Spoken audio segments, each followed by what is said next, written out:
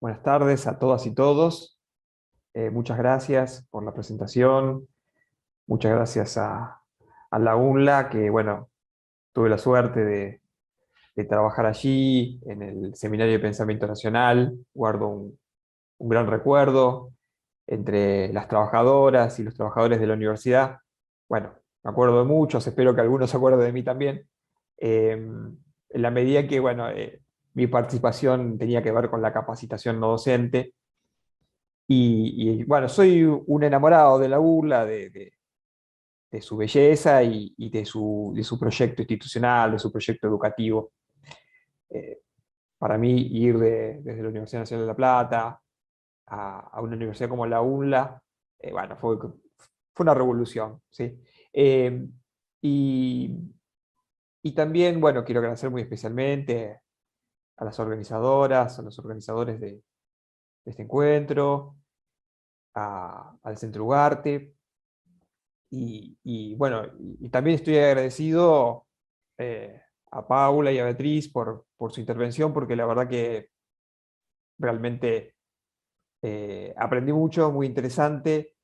Eh, Pintan un panorama un tanto ominoso, por así decirlo, pero bueno, también plantearon alternativas, ¿no? Y me parece que eso es lo que hay que hacer, ¿no?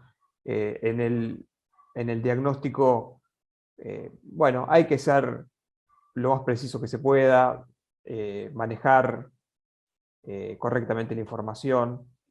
Creo que justamente un déficit en esta sociedad de la información es eh, la sobreabundancia de datos y la falta de análisis, ¿no? Entonces, estas exposiciones de Paula y de Beatriz me parece que permiten ordenar mucho. Y, y me quedo reflexionando y muchas de las cosas que plantearon, bueno, son para desarrollarlas en sucesivos encuentros, así que le dejo la inquietud al Centro Ugarte para un futuro que esperemos que sea inmediato, ¿no? Un futuro muy inmediato. Pero para poder seguir escuchándolas y también tener la posibilidad de seguir participando. Coincido medularmente con todo lo que se planteó y registro, ¿no? En personas de mi formación, bueno, de alguna manera una tradición un tanto libresca y decimonónica que no sé si es la más adecuada para los desafíos de esta cuarta revolución industrial, de la sociedad de plataformas, ¿sí? Del capitalismo de vigilancia y de muchos otros paradigmas bueno, que uno trata de nutrirse, pero no, confieso, no soy un especialista. Y coincido mucho con Beatriz, con que esto eh, nos muestra una aceleración, ¿sí? De tendencias, pero no una completísima novedad, ¿sí?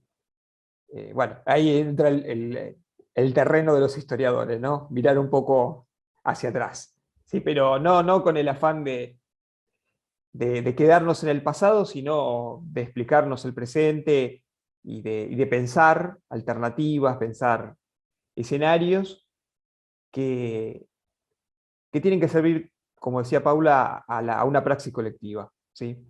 De lo contrario, no es ocioso el estudio académico, no es ocioso la producción intelectual, pero nos quedamos a mitad de camino y va a ser la praxis colectiva, el protagonismo popular, el que permita, bueno, salirse de esos diagnósticos un tanto ominosos y pensar en escenarios alternativos de autodeterminación nacional y social, ¿sí? En los términos de esas continuidades, ¿no? Bueno, me acordaba, escuchándolas, de un trabajo, ya tiene creo que 20 años o un poquito más, de Samir Amin, El capitalismo en la era de la globalización. Y allí planteaba un poco una caracterización, ¿no? Del capitalismo a finales del siglo XX, del sistema capitalista más que del capitalismo, en términos de un neoimperialismo basado en 5 monopolios. uno de los cuales era justamente es el monopolio de la producción de alta tecnología, ¿sí?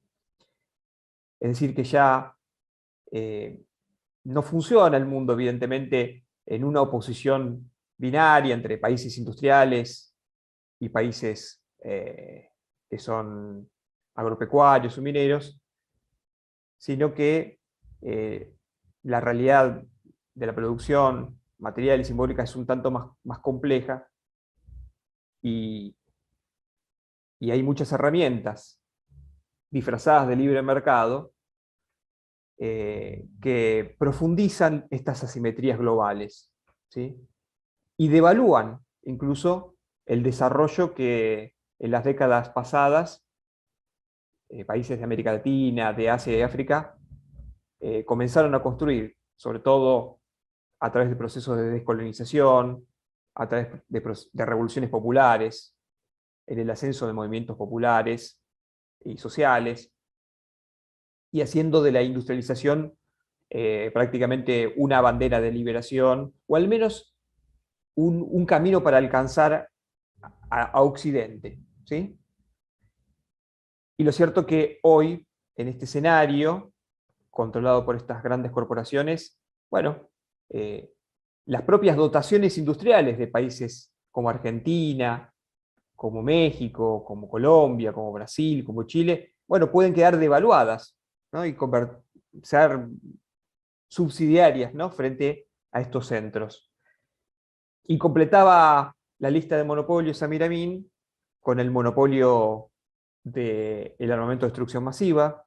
Pensemos cuántos de las intervenciones directas de Estados Unidos, empezando por Irak, en las últimas décadas no se han hecho en nombre, ¿sí?, de la presunta amenaza del acceso a la producción de armamento de destrucción masiva por países como Irak, o la estigmatización sobre Corea del Norte y otros, Irán y otros actores del llamado eje del mal, ¿sí? El monopolio de la información, planteado también Saramín como un tercer monopolio, bueno, de esto creo que han abundado con, con mucho tino tanto Paula como Beatriz. El monopolio de los flujos del capital financiero, qué frustrante ha sido para nuestra región, para Sudamérica, que quedara, bueno, un poco en la nada proyectos como el del Banco del Sur, ¿sí? Si queremos pensar realmente en la agenda del desarrollo a escala regional, debemos pensar en los instrumentos financieros para ello, ¿sí?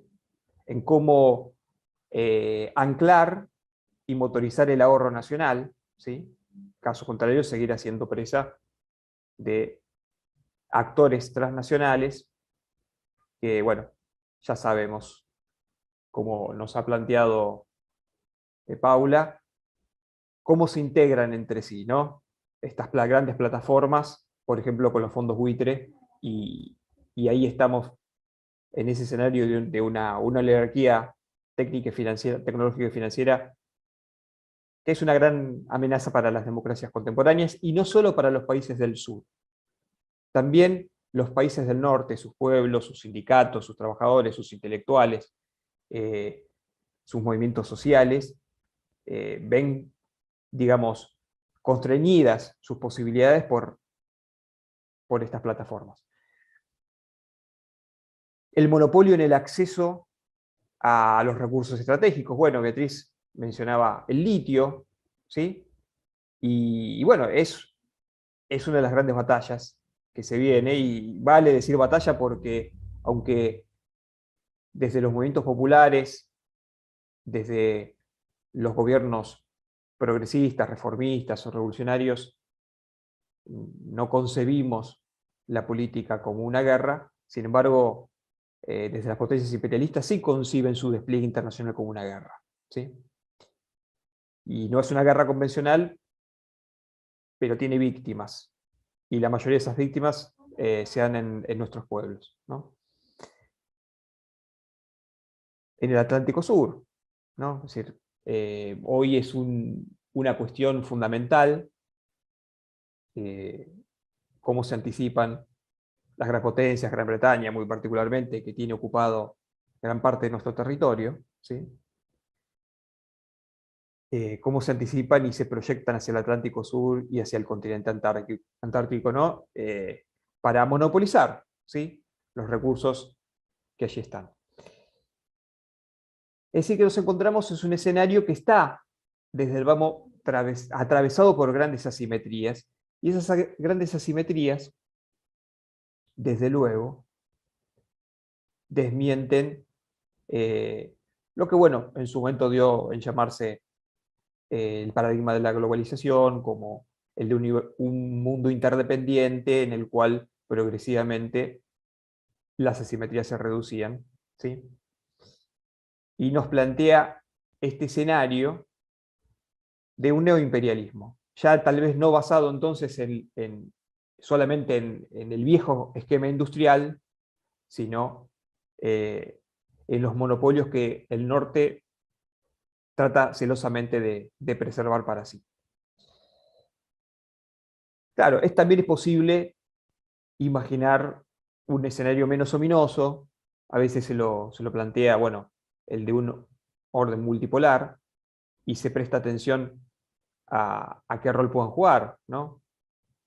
Potencias como China o como Rusia, ¿sí? Que vuelven a posicionarse en el tablero global, pero claro, también en ese terreno sería conveniente no caer en una mirada cándida, ¿no? Y plantearnos las cosas desde el sur, sin un exceso de suspicacias frente a los nuevos actores, pero tampoco considerando que, digamos, el, el alineamiento automático con estos nuevos poderes resuelve per se las cuestiones históricas de la autodeterminación nacional. Evidentemente, para un país como el nuestro, en su tradición histórica y en la experiencia de los años recientes, eh, encontramos fuentes de inspiración en los procesos de integración y de unión regional, pero que han conocido lamentablemente también un fuerte retroceso, ¿sí? Ahora bien, muchas veces uno puede preguntarse eh, si, si la fortaleza de, de estos actores, su proyección, su capacidad de incidir en regiones como la nuestra, estos actores globales, de estas grandes corporaciones, de los estados hegemónicos, de sus dispositivos bélicos, comunicacionales y financieros, es tan grande, ¿no? Y claro, si uno viera el volumen de recursos que manejan algunos fondos buitres, bueno, ya con eso solo pareciera alcanzar. Pero lo cierto es que también han alcanzado en nuestros países un peso tan fuerte, porque han entroncado con lo que podemos llamar, retomando al peruano Alberto Flores Galindo, con la tradición autoritaria. Han entroncado históricamente con nuestras oligarquías. Se han apoyado, han proyectado su influencia y su fuerza en actores locales.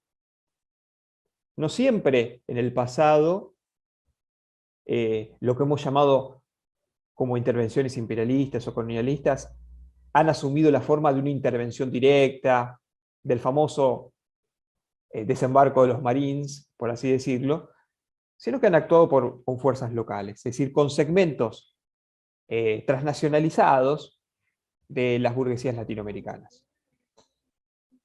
Y han entroncado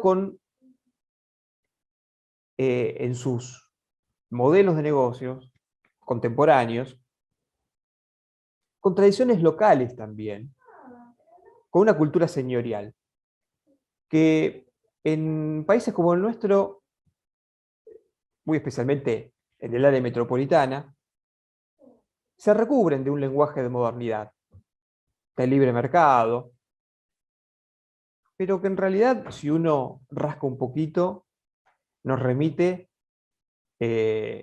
a la tradición de la conquista y la colonización. Al poder omnímodo de los que tienen sobre los que no tienen, la conducta y los proyectos de, de la oligarquía, de los empleadores, del gran capital, parecen muchas veces remitir a las prácticas de los encomenderos de antaño, ¿sí? Falta solamente el látigo y el garrote. Esa voluntad de imponer unilateralmente las condiciones de trabajo, de remuneración, de convertir a los espacios de trabajo en espacios de pura productividad. Tal vez la novedad sea que todo esto no siempre viene recubierto de una amenaza manifiesta, sino con un rostro amigable y con una ideología del individualismo exacerbado, de la libertad, del emprendedurismo, de convertirse uno mismo en su propio empresario, ¿sí?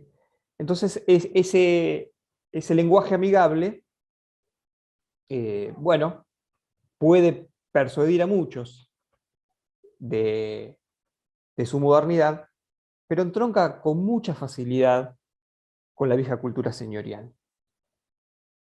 La cultura que basada en la violencia imponía la sobreexplotación laboral, los ritmos de trabajo, y negaba permanentemente derecho a las trabajadoras y los trabajadores. Si uno analizara, por ejemplo, y me viene ahora a la memoria eh, estudios de Daniel James sobre el mundo sindical argentino, si uno analizara el conflicto sindical y laboral en la Argentina de la segunda mitad del siglo XX, bueno, ya encontraría que incluso antes del derrocamiento de Perón, con el Congreso de la Productividad, pero en todo caso con la Revolución Libertadora, una fuerte presión por imponer el mundo fabril, por una presión por parte del sector patronal, desde luego, una mayor tasa de explotación del trabajo, una sobreexplotación laboral. ¿Y cuál era el lenguaje en esa época? La racionalización, la modernización. Claro, ¿quién está en contra de la modernidad? ¿Quién está en contra de la razón? ¿Sí?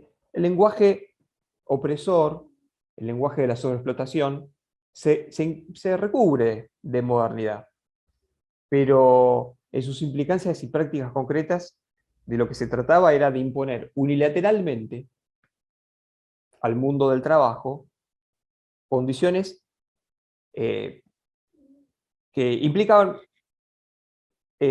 mayor esfuerzo físico e intelectual por un menor salario real, ¿sí? Es decir, estamos hablando de sobreexplotación. E implicaban en su búsqueda de limitar o incluso eliminar las comisiones internas y los cuerpos de delegados, implicaban también una búsqueda de desorganizar el poder social de los trabajadores, y creo que esto puede entroncar con algunas cosas que planteó Paula, ¿no? Es decir, hay una lucha constante del capital por desorganizar a los trabajadores. Y hoy, en todo caso, tal vez la novedad es el rostro amigable, ¿sí? Pero, ojo, ya sabemos que el rostro amigable endurece su rictus y aparece la violencia cada vez que las trabajadoras y los trabajadores, bueno, plantean derechos, plantean algún tipo de querella colectiva, buscan organizarse, buscan recuperar derechos, buscan convertir el ámbito de trabajo en algo que no sea una pura productividad, ¿sí? Entonces ahí nos encontramos con el viejo rostro de la represión y la violencia oligárquica. Por eso encuentro, espero que no sea una lectura muy forzada, una afinidad entre esa cultura señorial y esta posmodernidad burguesa, por así decirlo, ¿no? Y bueno, y ahí nos encontramos con la erosión a los proyectos políticos nacionales, populares, reformistas, revolucionarios de América Latina y de otros lugares del mundo, ¿no? En cuanto al interrogante de si esto implica una ruptura del pacto democrático, esta erosión Bueno, ahí me inclino por lo que planteó Beatriz. Me parece que esa cultura señorial y esa tradición autoritaria nunca fueron muy democráticas en América Latina. Y que en cada coyuntura crítica de real avance de los sujetos populares mostró un rostro duro, un rostro violento, ¿sí? Y ha recurrido en el pasado, y temo que continúe recurriendo en nuestro presente y en un futuro inmediato, a la violencia más cruda. Encuentro también allí una raíz eh, para un entronque de estas estrategias guerreristas, estas guerras de nueva generación, con viejos paradigmas que en muchos países de la región apenas se han limitado, que son los paradigmas de la doctrina de la seguridad nacional y de la contrainsurgencia. En países como Colombia, creo que la contrainsurgencia sigue viva actualmente. Si uno observa la cantidad de activistas y militantes sociales y guerrilleros desmovilizados de la FARC que han sido asesinados en los últimos años, resulta difícil imaginarse que esas muertes son víctimas de bandas paraestatales al margen completamente del Estado. Tengo la impresión de que es un fenómeno similar al de la AAA, es decir, de asesinatos selectivos que se dan en el marco de una participación encubierta, subrepticia del Estado. Y son esas muertes las que con mayor crudeza amenazan el proceso de paz colombiano. Bueno, tal vez uno puede decir, es un caso el de Colombia, no es la generalización para toda la región, pero tomémoslo, no lo descuidemos, ¿sí? Lo que ha sucedido en México con la famosa guerra contra el narcotráfico también es una señal que ya no es amarilla, es roja en el semáforo, ¿no? Estamos hablando de miles de muertos. Parece que voy a seguir yo también con el panorama ominoso, y nos vamos a quedar con un poco deprimidos, ¿no? Creo que en mucho lo que han planteado Paula y Beatriz anida, digamos, la posibilidad de imaginar escenarios alternativos, ¿no? Si desde luego, si la estrategia del gran capital es la desorganización, está claro que el camino, o los caminos, tal vez en plural, de los pueblos tienen que pasar por el fortalecimiento de la organización popular. Apelando a la experiencia del pasado y también imaginando nuevas formas. En los años 90, por ejemplo, se puso mucho la atención, desde los años 90 del siglo pasado, en los llamados nuevos movimientos sociales. Una atención muy justificada.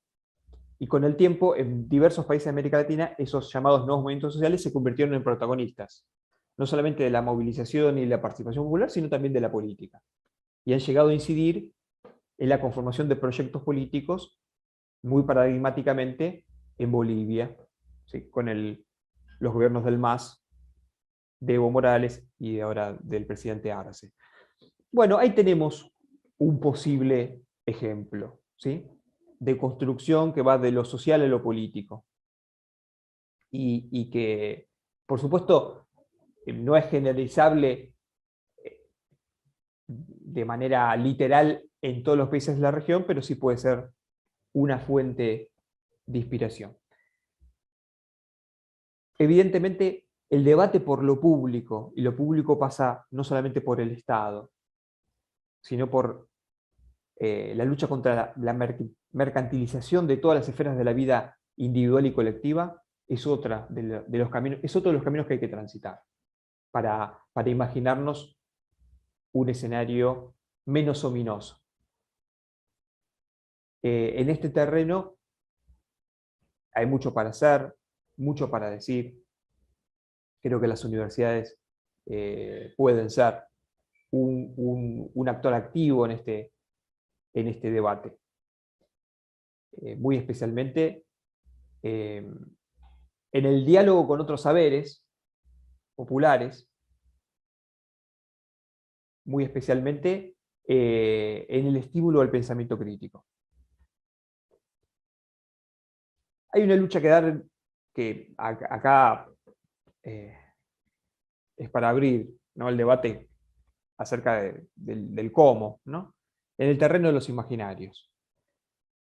Uno a veces imagina lo que dio en llamarse la batalla cultural, bueno, en la esgrima cotidiana con el discurso del poder, con los referentes individualizados de las derechas, pero también tenemos que pensar en otros registros y otros escenarios, ¿no? Si en algún momento del debate intelectual de tradición decimonónica, si queremos, libresco, esa batalla de ideas pasaba por confrontar posiciones entre autores, entre paradigmas ideológicos muy consistentes, muy sistemáticos. Bueno, tal vez hoy también, esto que dije antes no ha caducado, por supuesto, también pasa por ejemplo, confrontar y develar la raíz de las estrategias de negocios de estas grandes corporaciones, ¿sí? Ya el intelectual orgánico, para tomar la expresión de Gramsci, ya no es solamente la gran figura intelectual del conservadurismo y de las derechas. Hoy el intelectual orgánico es también aquellos que han diseñado, por ejemplo, la estrategia de negocios de Google. ¿Los conocemos? ¿Sabemos quiénes son? ¿Sabemos en qué consiste esa estrategia? Bueno, Paula y Beatriz seguramente con lo que han dicho nos han dado muchas pistas en cómo construyen sentidos, ¿sí? Y cómo orientan la vida de millones de personas con una sonrisa, no con la amenaza de la violencia, no con el antiguo látigo del encomendero, pero entiendo que esas estrategias de negocios entroncan, insisto, con una vieja cultura señorial y una vieja tradición autoritaria en América Latina, y develar esa afinidad nos va a dar más herramientas para imaginar los escenarios alternativos.